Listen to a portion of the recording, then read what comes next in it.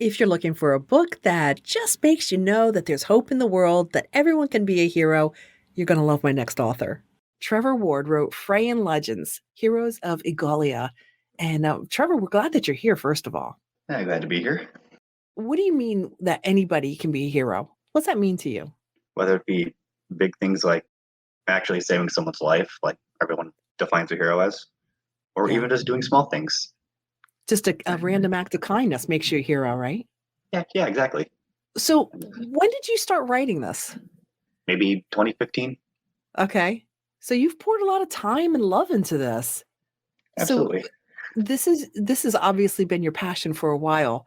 Um, and it sounds like from the little bit we've talked off air that you lived in a world you just love fantasy and that maybe Lord of the Rings was an inspiration for that.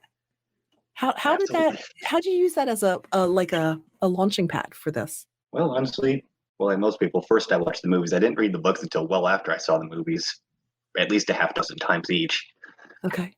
Even so, even after having read the books, I think to myself, well, this is a very interesting world. People love what the man did with the stories to the point where they made multiple movies out of it and even now an Amazon series.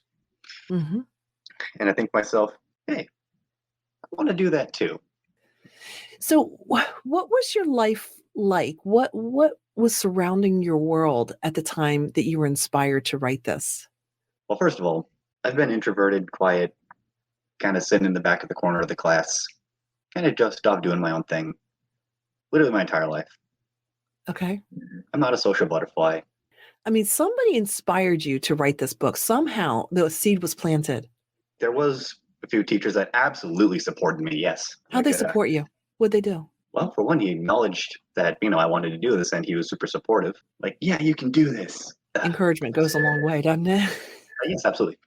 So, Yeah. he was like that. And I was just like, you know what? Yeah, you're right. I can do this. Do you Like, see yourself in any of the characters here? absolutely, yes. Mostly Let's talk about because, that. mostly because, the main character is very much I'm not going to lie, the main character is a self-insert power fantasy. Because, who doesn't want to be the cool hero with the magic sword? Right. I think it's very relatable. That's what fantasy is, being who we can't be for real. Without a doubt.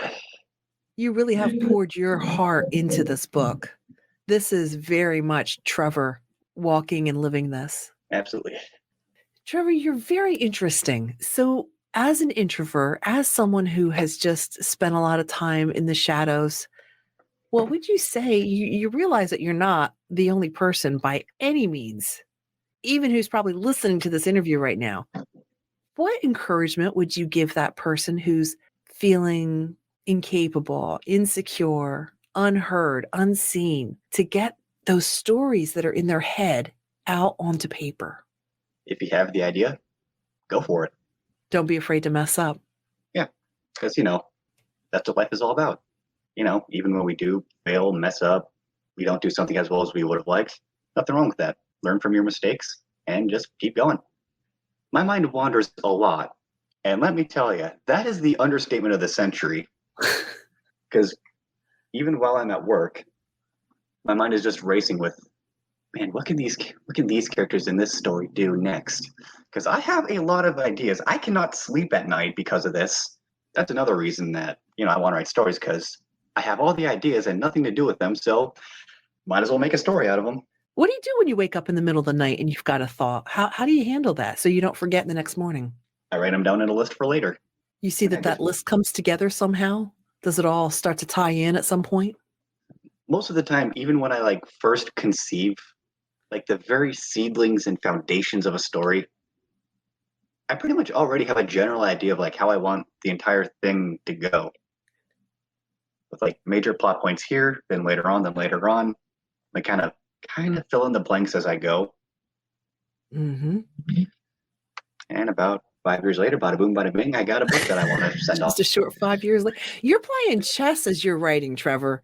You're not playing checkers. You're playing chess. You're laying this out and then filling in. You're playing several plays ahead. Pretty much, yeah. Yeah, you got a strategy to this. While we're talking about possible future works, I actually do have several started, and like some of them are more Freyan Legends titles. I want to make a whole series detailing various historical events of this world, and I think 3 of them are not Freyan Legends, but still tie into an overall bigger universe that connects. We are all connected somehow, Yeah. in some way.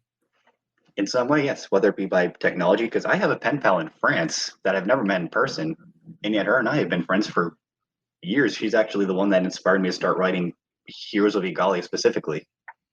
This is a bit of backstory to the book, to like the writing of the book itself. Like when her and I were specifically talking, like one day, I was just like, I have this idea that I want to write a story of, and like she's going to school for animation, by the way, and I was like, since you know how to animate, we could probably animate this.